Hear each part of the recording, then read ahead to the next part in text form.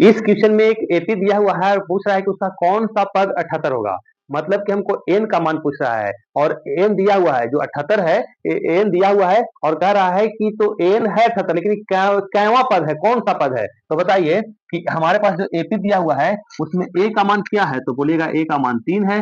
D का मान क्या है, तो बोलेगा ए2 माइनस ए1 होता है डी का मान। तो ए2 का मान है 8 और ए1 का मान है 3, तो ए2 माइनस ए1 यानी कि डी का मान कितना गया 5। अब हमारे पास ए का मान और हमारे पास डी का मान निकल गया, तो हमको निकालना है एन का मान। और एन कितना दिया हुआ है, तो एन दिया हुआ है 78। देखिए यही दिया हुआ है एन, कह रहा है कौन सा पद 78 होगा।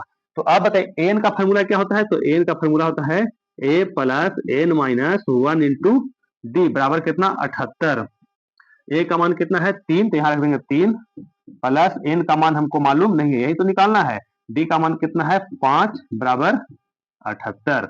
अब देखिए ये 3 का हो जाएगा 3 प्लस 5 को एन से गुना करेंगे 5n माइनस 1 को 5 से गुना करेंगे -5 बराबर 78। अब इसको आगे भी हम कैलकुलेशन करें तो 3 और -5 कितना हो जाएगा -2, तो इधर का -2 उधर जाएगा तो जाएगा +2, यानी कि हमारे पास 5n बराबर बच जाएगा।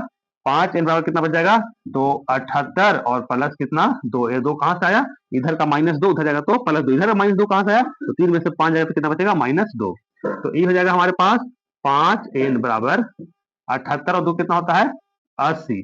5 का से 80 क्या बार में 16 बार में, इसलिए एन का मान कितना गया 16, यानी कैवा पद 78 होगा, तो 16वां पद 78 होगा।